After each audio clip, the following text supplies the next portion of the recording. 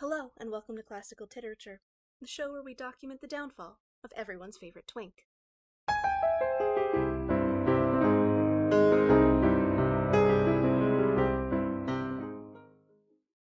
Last episode, we covered the upbringing of Victor Frankenstein, as well as how he met his sister-cousin person, Elizabeth. We also covered his, interesting feelings about her, as well as how he became engaged in the more weird sciences. We also, unfortunately, had to cover the death of his mother to scarlet fever. An event that has definitely left no emotional scars on Victor Frankenstein, and I'm sure he will be very, very well adjusted now that he has gotten to college and is staying entirely by himself for the first time. Anyways, Chapter 4. From this day, natural philosophy, and particularly chemistry, in the most comprehensive sense of the term, became nearly my sole occupation.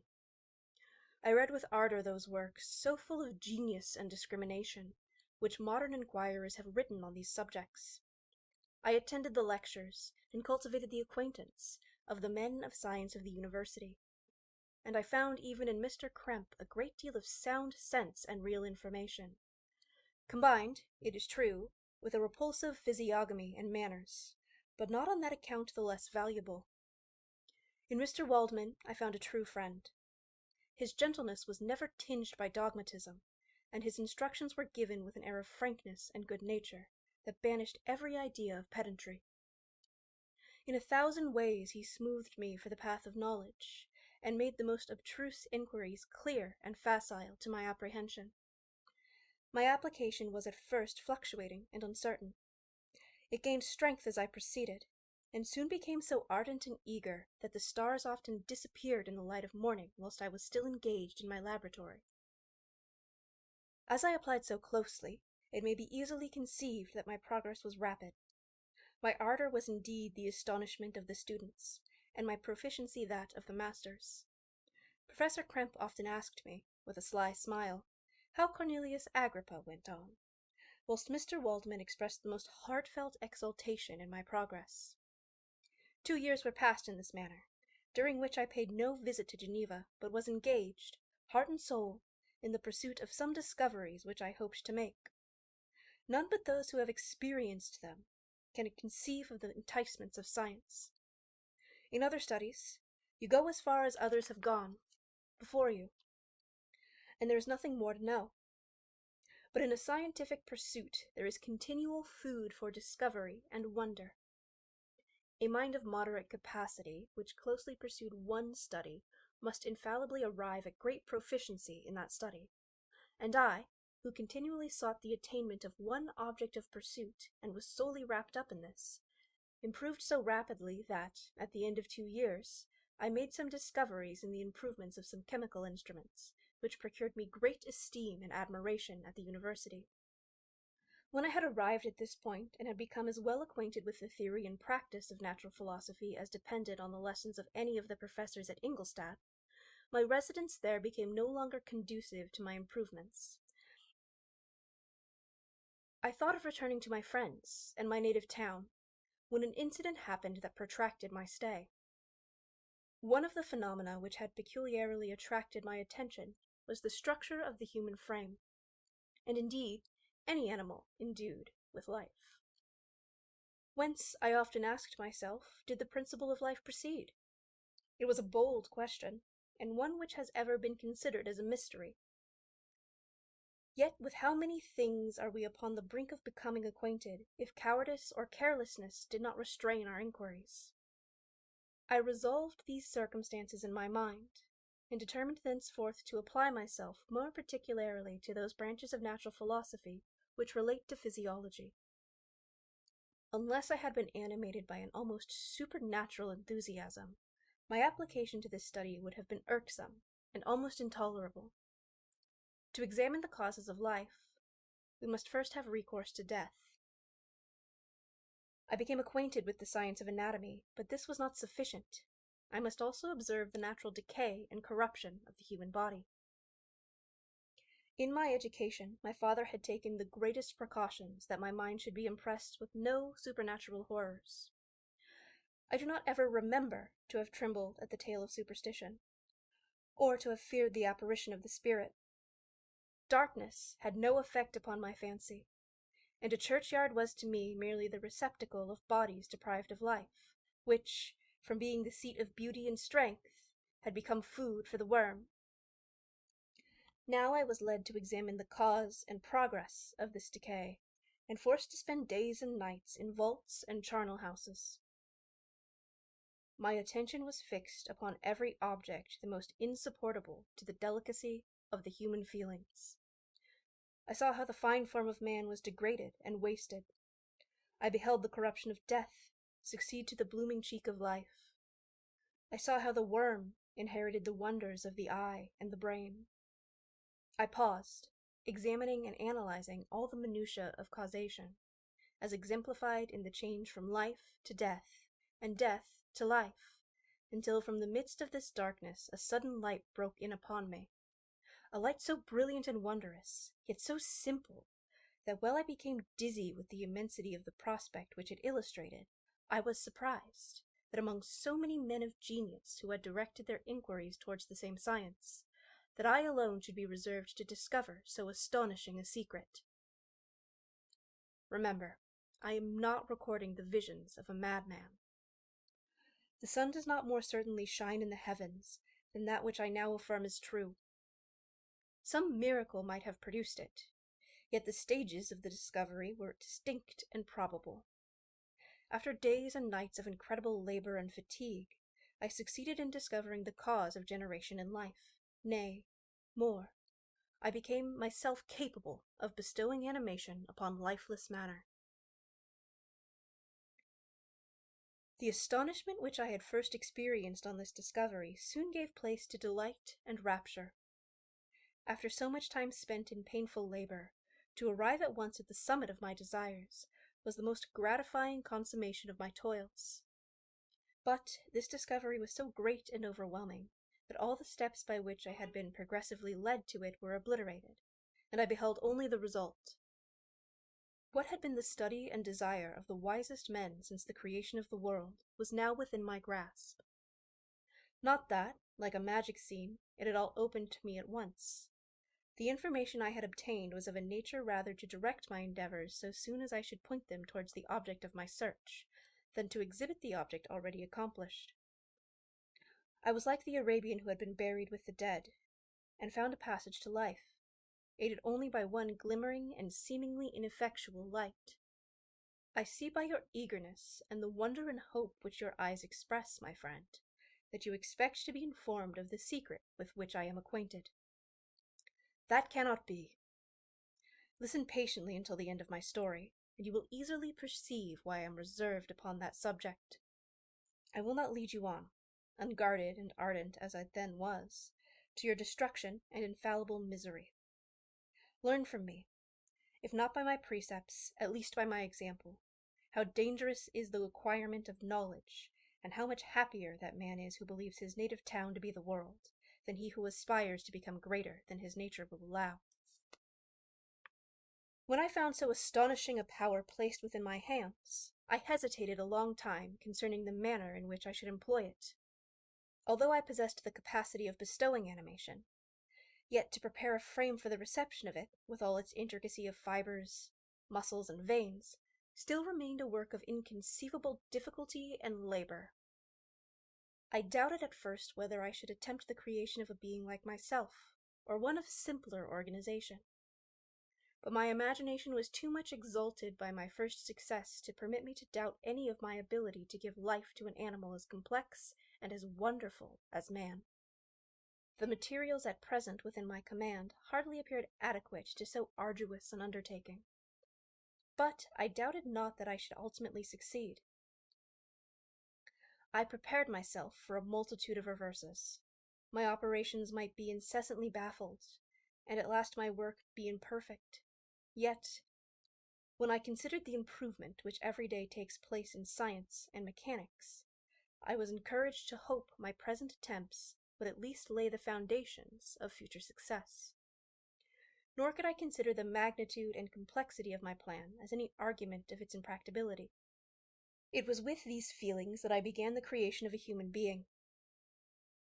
As the minuteness of the parts formed a great hindrance to my speed, I resolved, contrary to my first intention, to make the being of a gigantic stature, that is to say, about 8 feet in height, and proportionably large.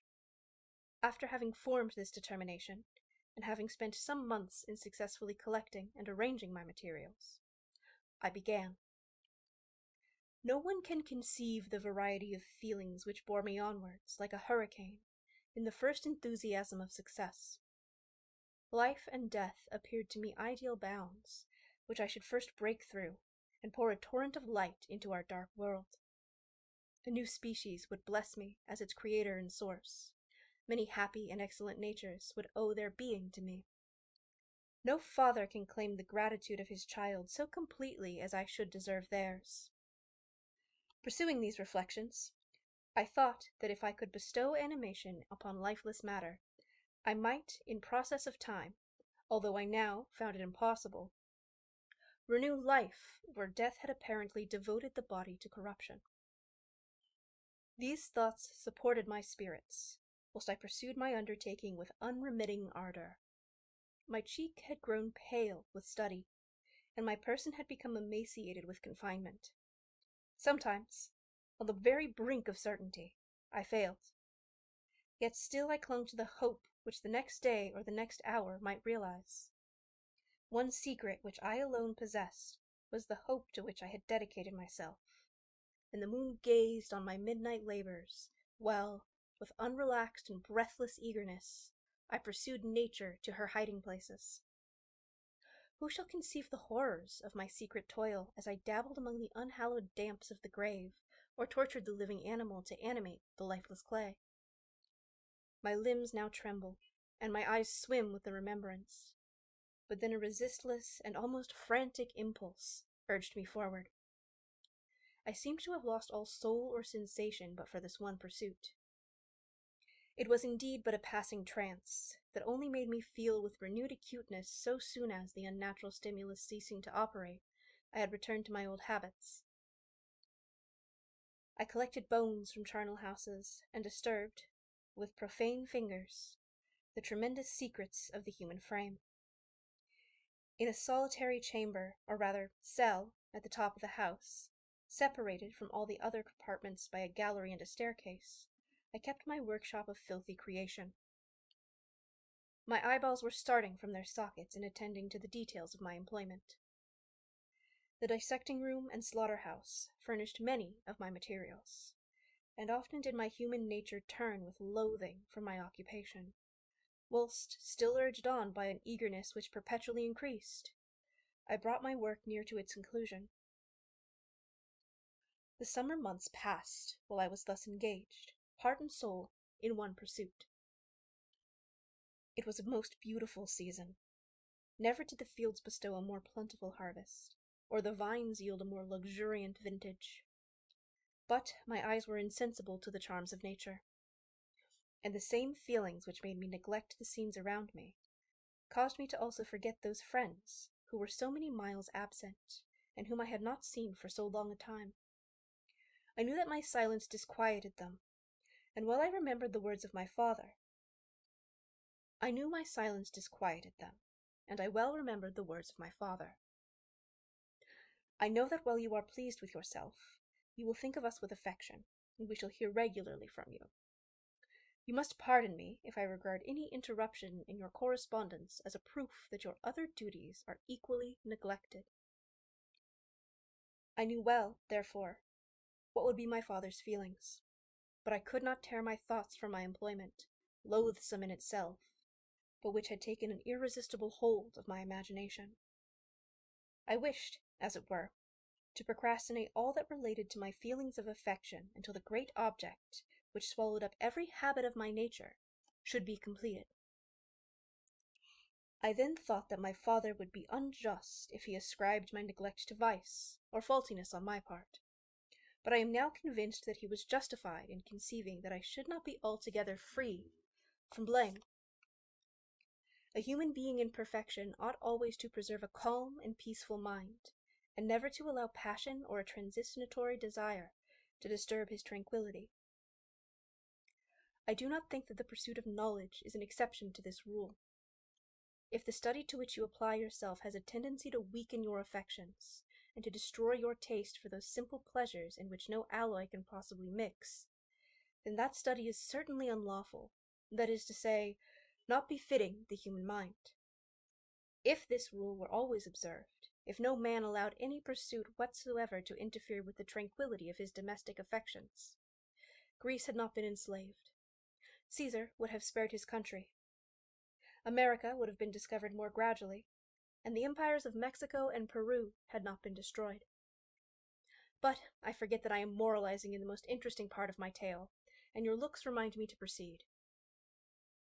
My father made no reproach in his letters, and only took notice of my silence by inquiring into my occupations more particularly than before. Winter, spring, and summer passed away during my labors, but I did not watch the blossom or the expanding leaves, sights which before had always yielded me supreme delight, so deeply I was engrossed in my occupation. The leaves of that year had withered before my work drew to a close, and now every day showed me more plainly how well I had succeeded. But my enthusiasm was checked by my anxiety, and I appeared rather like one doomed by slavery to toil in the mines, or any other unwholesome trade that an artist occupied by his favorite employment. Every night I was oppressed by a slow fever, and I became nervous to a most painful degree. The fall of a leaf startled me, and I shunned my fellow creatures as if I had been guilty of a crime. Sometimes I grew alarmed at the wreck I perceived that I had become. The energy of my purpose alone sustained me.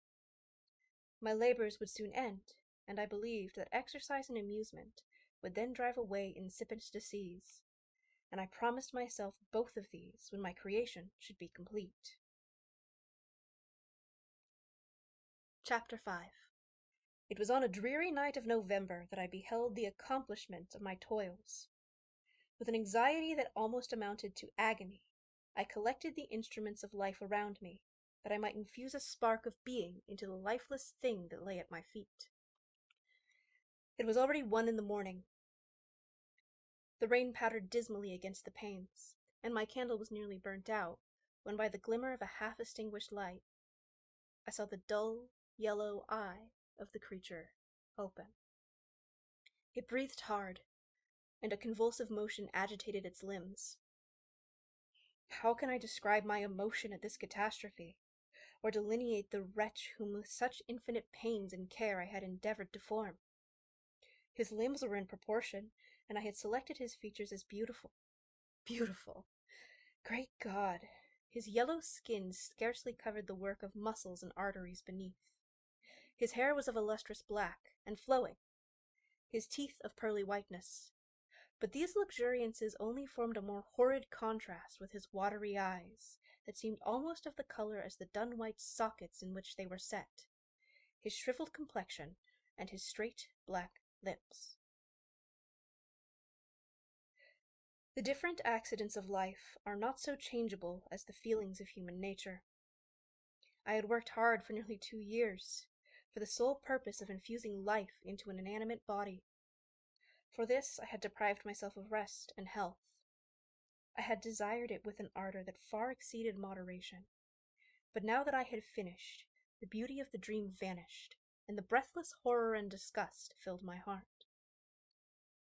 Unable to endure the aspect of the being I had created, I rushed out of the room, and continued a long time traversing my bedchamber, unable to compose my mind to sleep. At length, lassitude succeeded to the tumult I had before endured, and I threw myself on the bed in my clothes, endeavoring to seek a few moments of forgetfulness. But it was in vain. I slept, indeed, but I was disturbed by the wildest dreams. I thought I saw Elizabeth, in the bloom of health, walking in the streets of Ingolstadt. Delighted and surprised, I embraced her. But as I imprinted the first kiss on her lips, they became livid with the hue of death. Her features appeared to change, and I thought that I held the corpse of my dead mother in my arms. A shroud enveloped her form, and I saw the grave worms crawling in the folds of flannel. I started from my sleep with horror. A cold dew covered my forehead, my teeth chattered, and every limb became convulsed, when, by the dim yellow light of the moon, as it forced its way through the window shutters, I beheld the wretch, the miserable monster whom I had created. He held up the curtain of the bed, and his eyes, if eyes they may be called, were fixed on me. His jaw opened, and he muttered some inarticulate sounds, while a grin wrinkled his cheeks. He might have spoken, but I did not hear.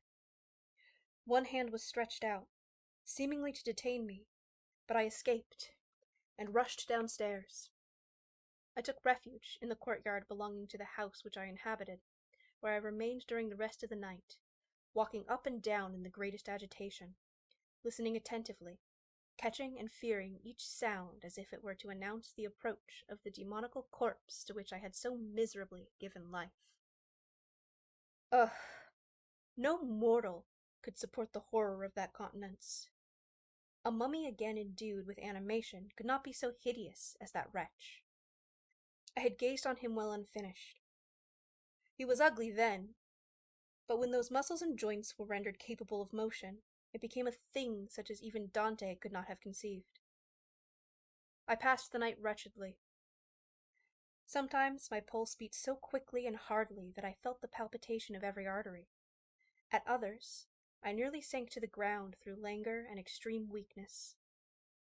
Mingled with this horror, I felt the bitterness of disappointment.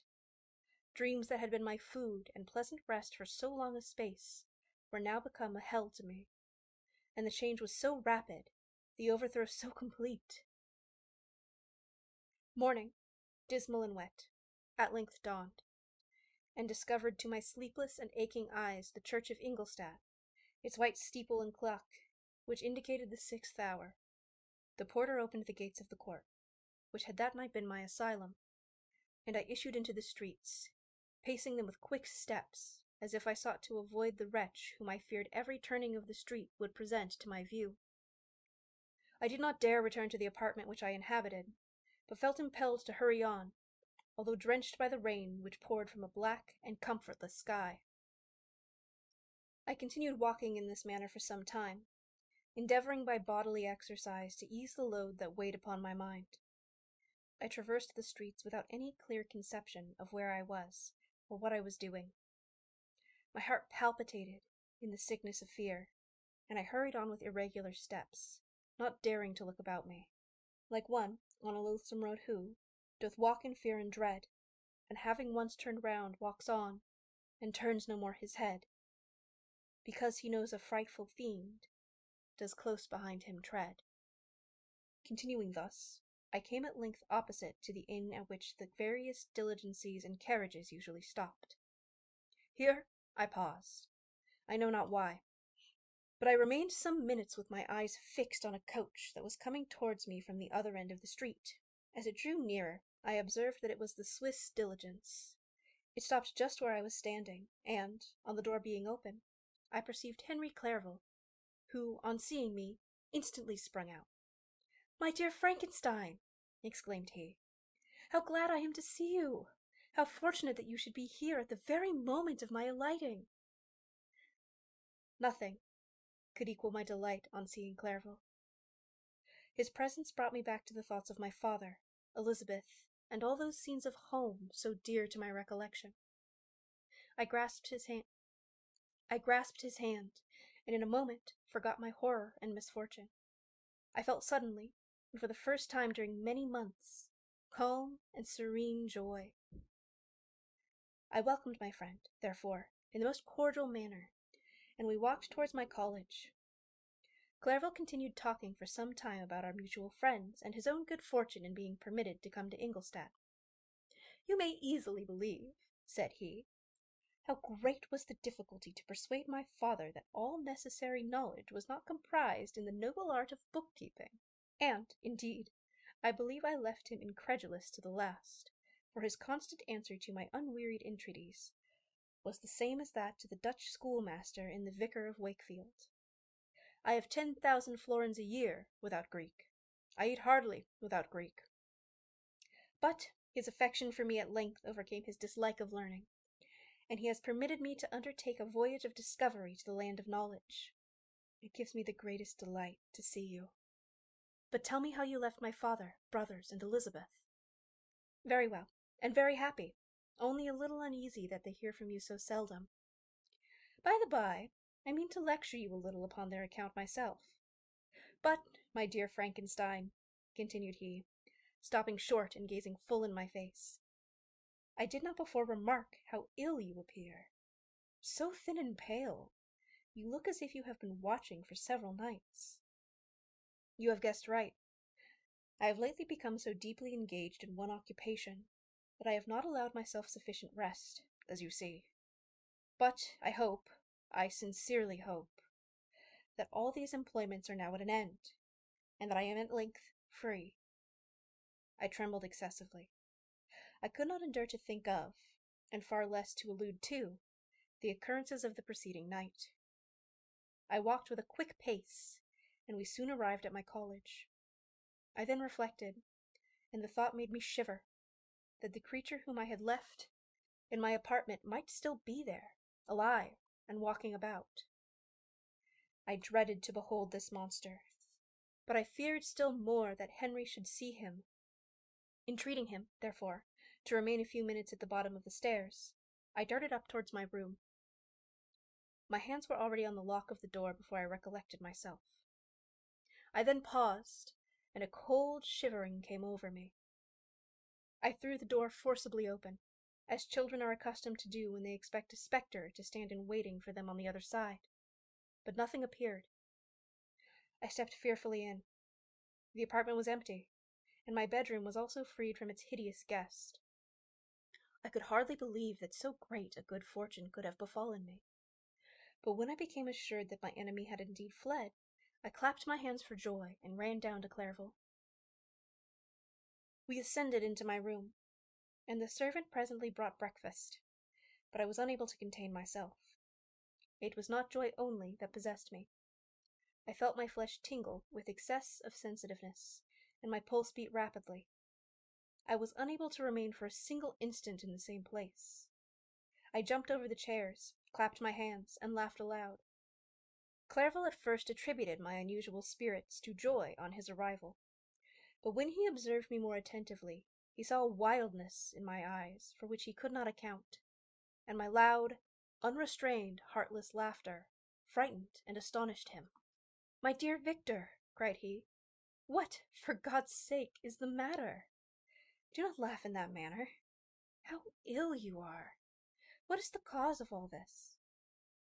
"Do not ask me," cried I, putting my hands before my eyes, for I thought I saw the dreaded spectre glide into the room. "He can tell. Oh, save me! Save me!" I imagined that the monster seized me. I struggled furiously and fell down in a fit. Poor Clairville! What must have been his feelings? A meeting, which he had anticipated with such joy, so strangely turned to bitterness. But I was not the witness of his grief, for I was lifeless and did not recover my senses for a long, long time. This was the commencement of a nervous fever, which confined me for several months.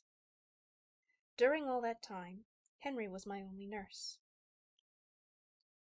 I afterwards learned that, knowing my father's advanced age and unfitness for so long a journey, and how wretched my sickness would make Elizabeth, he spared them this grief by concealing the extent of my disorder. He knew that I could not have a more kind and attentive nurse than himself, and, firm in the hope he felt of my recovery, he did not doubt that, instead of doing harm, he performed the kindest action that he could towards them.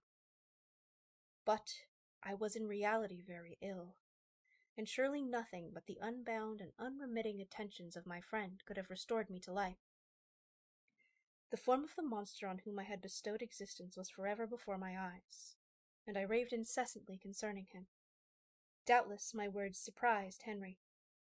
He at first believed them to be the wanderings of my disturbed imagination, but the pertinacity with which I continually recurred to the same subject persuaded him that my disorder indeed owed its origin to some uncommon and terrible event. By slow degrees, and with frequent relapses that alarmed and grieved my friend, I recovered. I remember the first time I became capable of observing outward objects with any kind of pleasure. I perceived that the fallen leaves had disappeared, and that the young buds were shooting forth from the trees that shaded my window. It was a divine spring, and the season contributed greatly to my convalescence. I felt also sentiments of joy and affection revive in my bosom.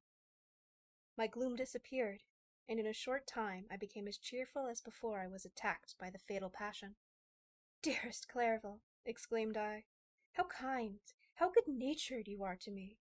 This whole winter, instead of being spent in study as you promised yourself, has been consumed in my sick-room. How should I ever repay you? I feel the greatest remorse for the disappointment of which I have been the occasion, but you will forgive me." "You will repay me entirely if you do not discompose yourself, but get well as fast as you can. And, since you appear in such good spirits, I may speak to you on one subject, may I not?" I trembled. One subject! What could it be? Could he allude to the object on which I dared not even think?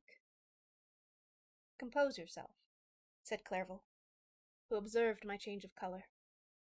"I will not mention it if it agitates you, but your father and cousin would be very happy if they received a letter from you in your own handwriting. They hardly know how ill you have been, and are uneasy at your long silence." "Is that all, my dear Henry? How could you suppose that my first thought would not fly towards those dear, dear friends whom I love, and who are so deserving of my love?" "If this is your present temper, my friend, you will perhaps be glad to see a letter that has been lying here some days for you. It is from your cousin, I believe." Chapter 6. Clerval then put the following letter into my hands. It was from my own Elizabeth. "My dearest cousin, you have been very, very ill, and even the constant letters of dear kind Henry are not sufficient to reassure me on your account.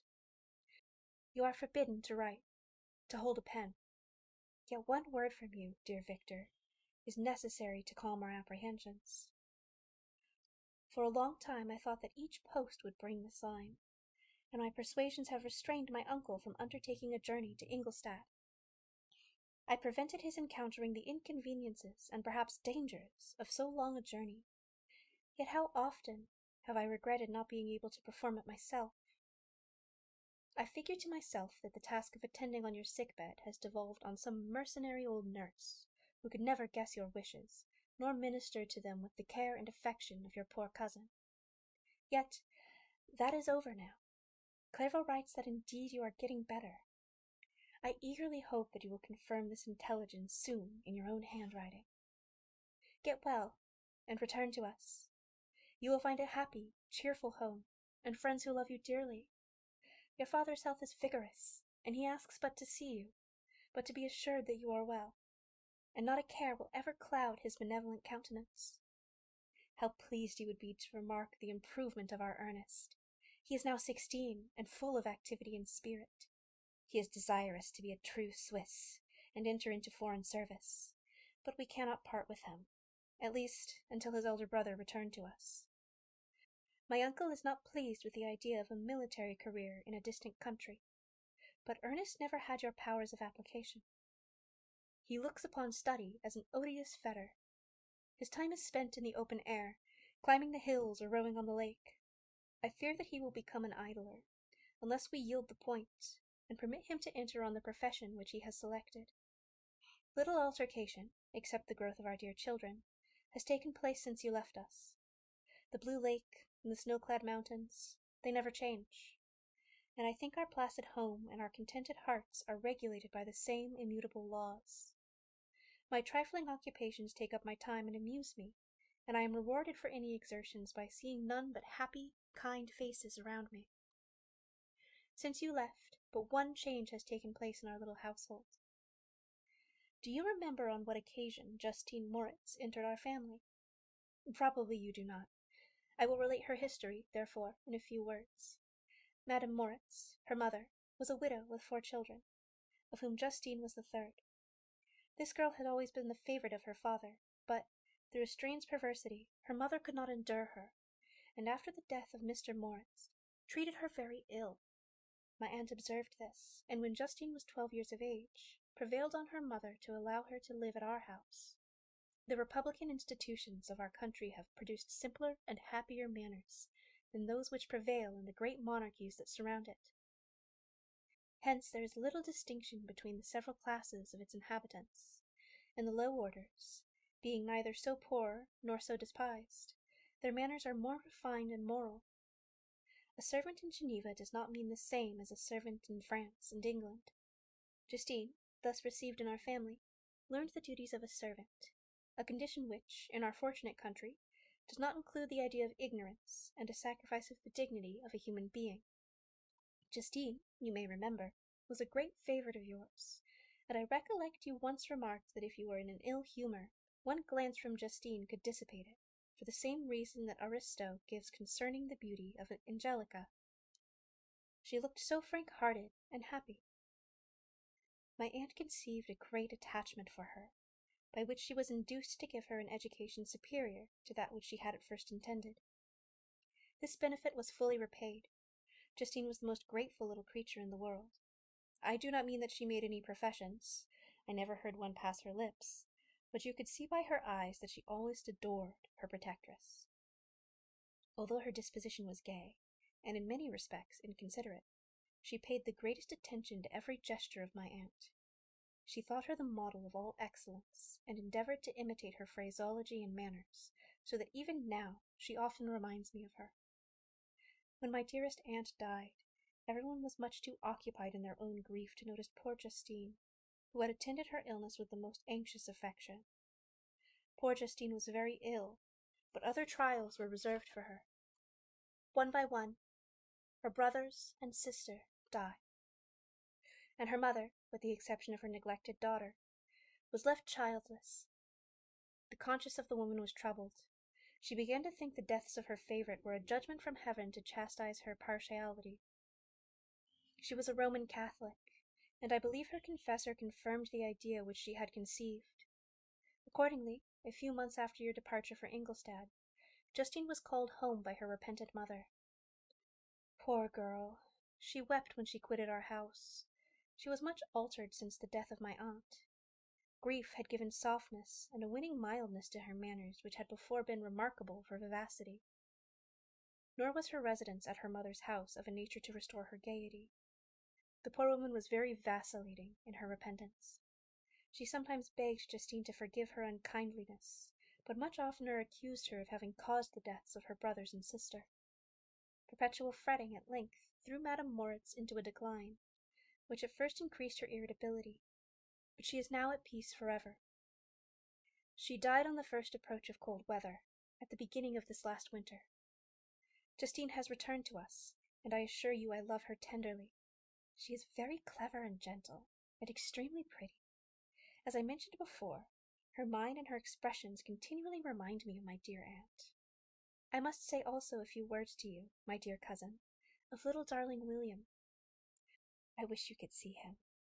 He is very tall of his age, with sweet, laughing blue eyes, dark eyelashes, and curling hair. When he smiles, 2 little dimples appear on each cheek, which are rosy with health. He has already had 1 or 2 little wives, but Louisa Byron is his favorite, a pretty little girl of 5 years of age. Now, dear Victor, I dare say you wish to be indulged in a little gossip concerning the good people of Geneva. The pretty Miss Mansfield has already received the congratulatory visits on her approaching marriage with a young Englishman, John Melbourne, Esquire. Her ugly sister, Manon, married Mr. Dullivard, the rich banker, last autumn. Your favorite schoolfellow, Louis Manor, has suffered misfortune since the departure of Clerval from Geneva. But he has already recovered his spirits, and is reported to be on the point of marrying a very lively, pretty Frenchwoman, Madame Tavernier. She is a widow, and much older than Manor, but she is very much admired, and a favorite with everybody. I have written myself into better spirits, dear cousin, but my anxiety returns upon me as I conclude. Write, dearest Victor, 1 line. 1 word will be a blessing to us. 10,000 thanks to Henry for his kindness, his affection, and his many letters.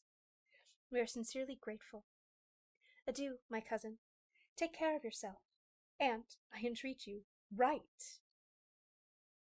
Elizabeth Lavenza, Geneva, March 18th. Dear, dear Elizabeth, I exclaimed when I had read her letter. I will write instantly and relieve them from the anxiety they must feel. I wrote, and this exertion greatly fatigued me. But my convalescence had commenced, and proceeded regularly. In another fortnight I was able to leave my chamber. One of my first duties on recovery was to introduce Clairville to the several professors of the university. In doing this, I underwent a kind of rough usage, ill-befitting the wounds that my mind had sustained. Ever since the fatal night, the end of my labors, and the beginning of my misfortune, I had conceived a violent antipathy even to the name of natural philosophy. When I was otherwise quite restored to health, the sight of a chemical instrument would renew all the agony of my nervous symptoms. Henry saw this, and had removed all my apparatus from my view.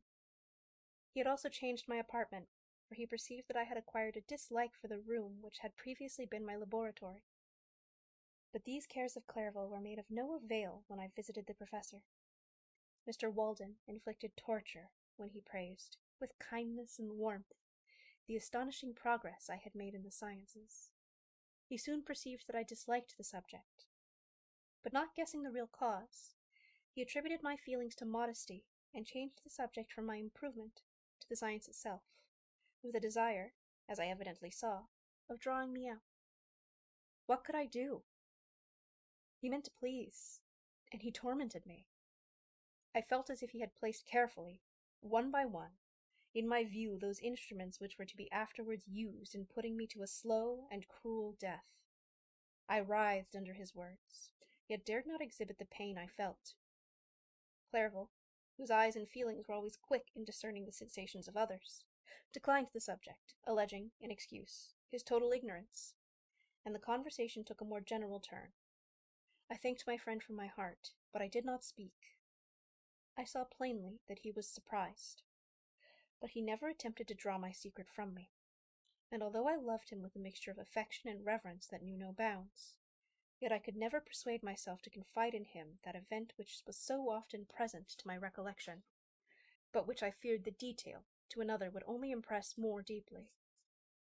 Mr. Krempe was not equally docile, and in my condition at the time of almost insupportable sensitiveness, his harsh, blunt economisms gave me even more pain than the benevolent approbation of Mr. Waldman.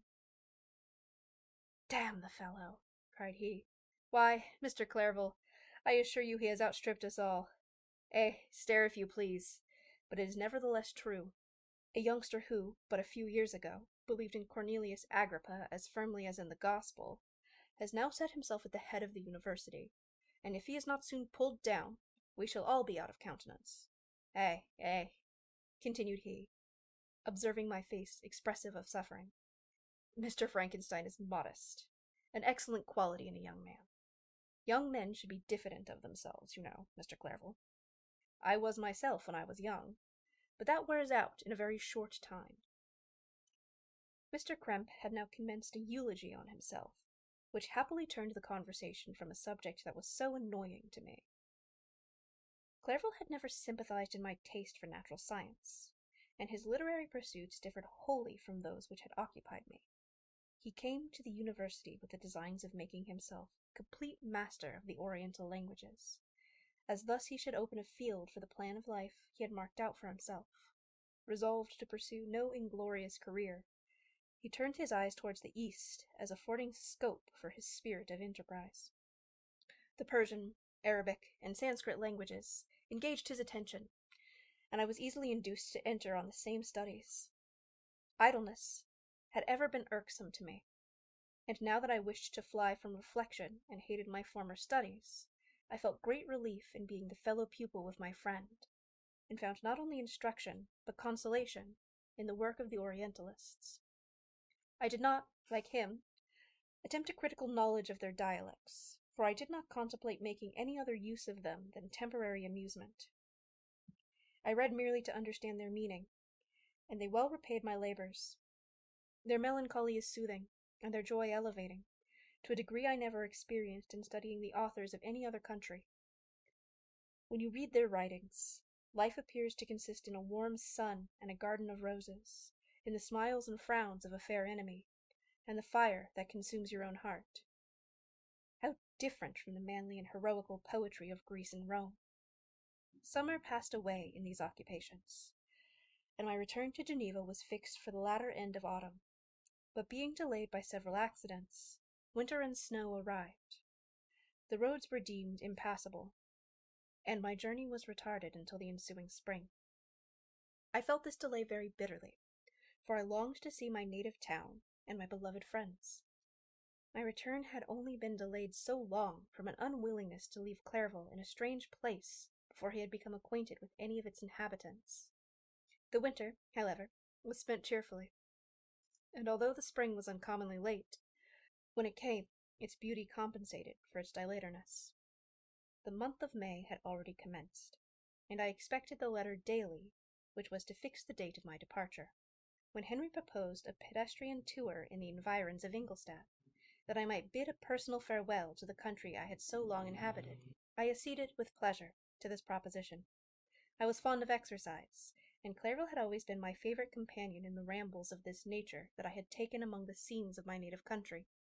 We passed a fortnight in these perambulations. My health and spirits had long been restored, and they gained additional strength from the slumberous air that I breathed, and the natural incidents of our progress, and the intercourse of my fellow creatures, and rendered me unsocial, but Clairville called forth the better feelings of my heart. He again taught me to love the aspect of nature, and the cheerful faces of children. Excellent friend, how sincerely did you love me, and endeavor to lift my mind until it was on a level with your own! A selfish pursuit had cramped and narrowed me, until your gentleness and affection warmed and opened my senses. I became the same happy creature who, a few years ago, loved, and beloved by all, had no sorrow or care. When happy, inanimate nature had the power of bestowing on me the most delightful sensations. A serene sky and verdant fields filled me with ecstasy. The present season was indeed divine. The flowers of spring bloomed in the hedges, while those of summer were already in bud. I was undisturbed by thoughts which during the preceding year had pressed upon me, notwithstanding my endeavors to throw them off, with an invincible burden. Henry rejoiced in my gaiety, and sincerely sympathized in my feelings. He exerted himself to amuse me, while he expressed the sensations that filled his soul. The resources of his mind on this occasion were truly astonishing. His conversation was full of imagination, and very often in imitation of the Persian and Arabic writers, he invented tales of wonderful fancy and passion. At other times, he repeated my favorite poems, or drew me out into arguments, which he supported with great ingenuity. We returned to our college on a Saturday afternoon. The peasants were dancing, and everyone we met appeared gay and happy. My own spirits were high, and I bounded along with the feeling of unbridled joy and hilarity. And I think we will stop there for today. Next time, we will pick up with Chapter 7, which opens with a letter from Frankenstein's father. I am sure that letting a monster out into the world, totally loose and untrackable, will have absolutely no consequences. While we wait for consequences, you can follow me on any of these social medias to find out when the next episode will be out. This has been Classical Titerature. Thanks for watching.